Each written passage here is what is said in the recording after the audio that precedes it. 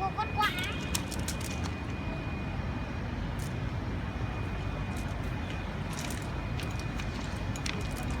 Sao em chưa? Sát đấy. Nghe tiếng sáo ở đâu ấy? Bà cứ đi ra đi chơi. Tí nữa. Bà cứ đi về rồi là đưa bóng thuốc ở qua cái luôn đi. À thế hả? Thế bố đi đâu rồi? Mama, Biết đâu chắc là đi uống nước rồi. mama, con này là của ba.